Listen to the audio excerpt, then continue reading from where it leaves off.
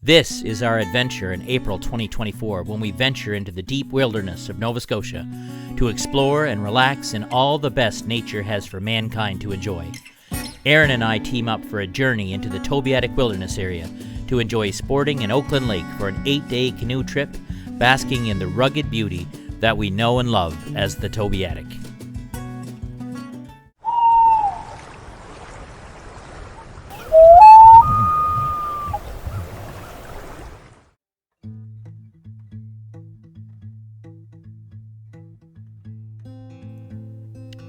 After our layover day in the new Sporting Lake campsite, Aaron and I headed out on day 3 of our trip to Oakland Lake. Gone was the memories of Saturday's rain as we woke to another fine sunrise. A brilliant blue sky peppered with white, fluffy clouds greeted us as we packed up camp and loaded the canoe for the next Tobeatic adventure. As our trip progressed, the temperature seemed to drop each day just a little bit. The day was cool but sunny, a nice day for traveling. We paddled around Sporting Lake a bit to check out one of our favorite spots, and then headed across the picturesque lake to the Oakland Carry.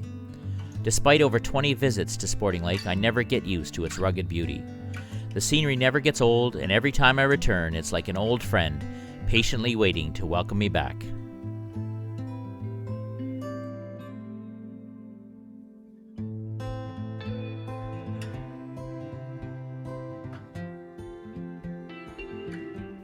The lakes and land in the Tobeatic wilderness are full of ragged granite rocks. Some lurk just below the surface of the water, waiting to grab an unsuspecting canoe. Others jut up out of the water. Some are found in large rock piles just awaiting your discovery. Everywhere as you look, you will find granite in the Tobeatic, adding to its appeal and rugged beauty.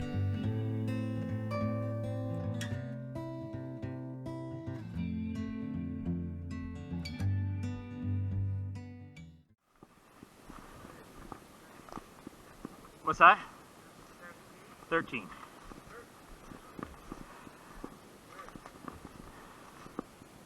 It's usually a pretty good trail though.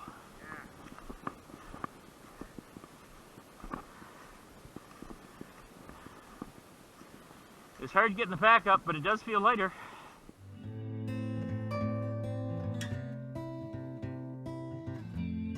The Oakland Carry is less frequently used and maintained than the previous 2 carries we encountered.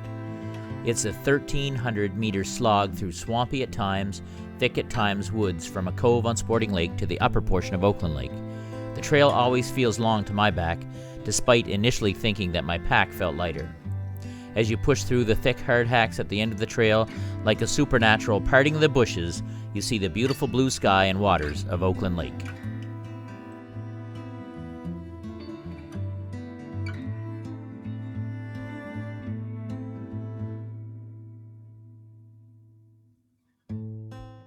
Hitting the road, baby. I'm gonna go out a little bit.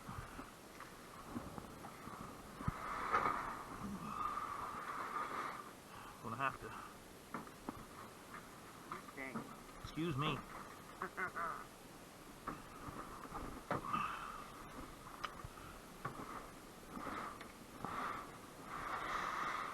Okay.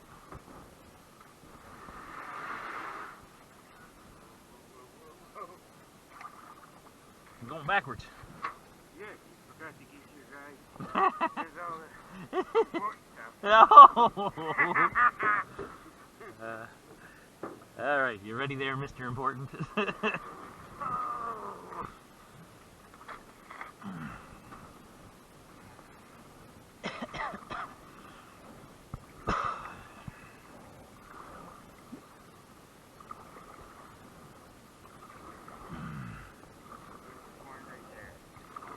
What's that? Yep. Whew. My back is sore. I think it's right straight ahead, I think. I have always loved Oakland Lake, and Aaron and I were excited about the opportunity to spend a few days there soaking it all in. Oakland just feels more remote than Sporting Lake, although they're not that far apart. The campsite is on a large beach in the upper portion of the lake. Oakland Lake is divided into two sections, the smaller upper portion and the long, narrow lower section. The two parts of the lake are separated by a rocky narrows that you paddle from one section into the other. On 2 occasions, I had stayed at the Oakland Lake campsite for a night, once with Aaron and once with my son Cameron, and twice I had ventured into the lower section of the lake. Aaron and I went right to the bottom in the pouring rain on our fall trip in 2017, I believe. And Cameron and I went partway down on a fall trip a few years ago. This trip, we plan to take some time and explore the lower section without being rushed. That's a nice wood pile. That's a nice wood pile. All back in here. It's a high point. Alright. We had made our planned destination, Oakland Lake campsite. We set up camp, gathered firewood, and got settled in to stay for the next 3 nights. We got the fire going and made some supper.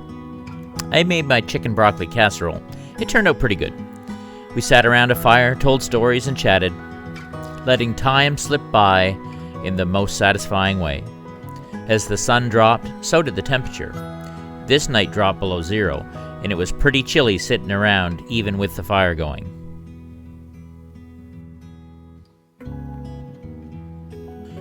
We woke up to a very frosty morning on day 4. The water had frozen in our water bottle that we had left out on a rock overnight. I slept warm and snug in my sleeping bag and in my tent, but Aaron had some trouble with his sleeping arrangement that was going to need some modifications before next nightfall. My stove didn't want to work in the morning to boil my water for breakfast, oatmeal and coffee, a problem that I found that I had quite a few mornings out on this trip. The morning was crisp and clear, the water glass calm, and not a cloud in the sky. Today we had decided that we would head to East Cranberry Lake. The trip involved paddling into the Oakland Narrows and up a small portion of East Cranberry Brook, and then walking the carry to the lake. Although cooler than we were used to on our trips, Aaron and I were in good spirits and ready to go exploring.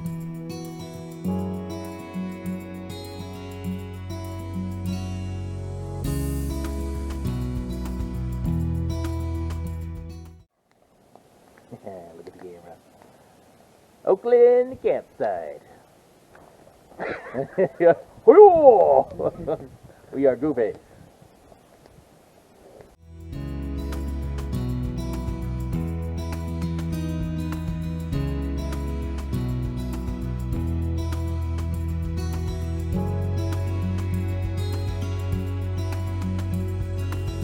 After taking it easy around the campsite in the morning, Aaron and I decided it was time to hit the water.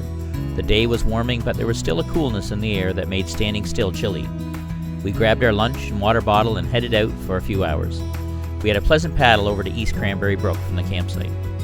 To get to the carry on the brook, you paddle out to the Oakland Narrows and veer left when you see East Cranberry Brook enter Oakland Lake.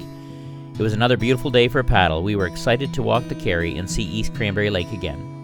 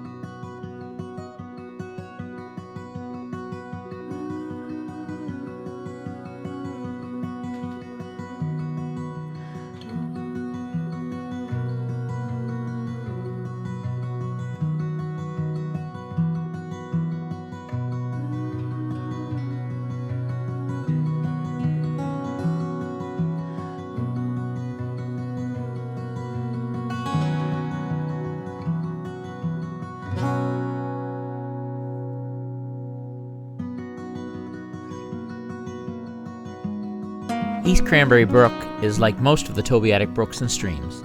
It's full of rocks. The rocks always fascinate me as we paddle by them, sometimes even through various clusters and rock piles. East Cranberry Brook has a consistent feature as well, an enormous beaver dam right before the carry. It is always lots of fun getting over these. Well, maybe not always. We were lucky enough to see a couple of beavers on this trip, actually. One on the way in on Sporting Lake Stream, and the other on Sporting Lake on our way out.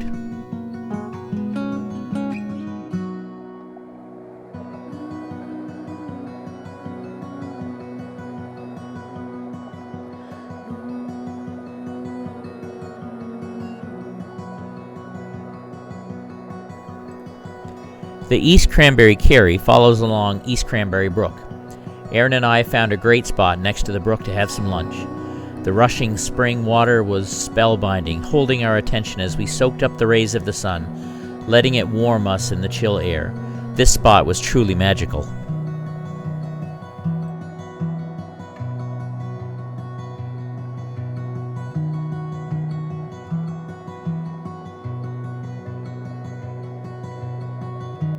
Big boo. Oh, it's peaceful.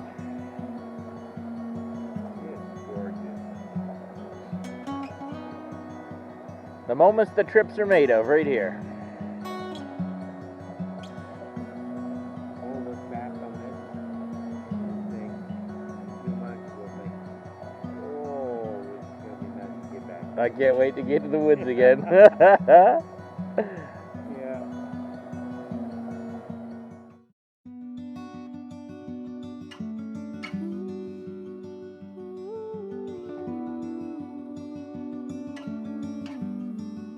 Once we stumbled through the carry, we came to East Cranberry Lake. The sun was high in the sky and the day had warmed up some. It was warm moving through the woods though. When we got to the put-in on the lake, I saw a large pine tree with lots of branches down low, close to the landing. It's been quite a few years now since I climbed a tree, but I seized the opportunity to climb up to get a good vantage point over the lake through the pine branches. With the pungent scent of pine sap in my nostrils, I snapped pictures and took some panoramic video of the beautiful view of the lake from about 25 feet in the air. I was right in my glory. I found I wasn't as nimble climbing this time as I was the last time I tried, however. I guess not everything gets better with age, it seems. After climbing down and taking a few more shots on the shore, Aaron and I headed back through the carry to the canoe. We found the carry to be in decent shape considering the trip to East Cranberry from Oakland Lake isn't traveled much at all. We did, however, see lots of evidence of a recent traveler to the area that we visited. It is great to know that others are getting to enjoy this beautiful country besides ourselves. Once we got back to camp, we did our usual routine. We got a fire going, filtered water, and prepared to hang out and relax. I made my backcountry meatloaf for the second time. This meal turns out amazing, and it was the best meal of the trip. Aaron and I got settled in for a good night's sleep as the temperature rapidly dropped with the setting sun.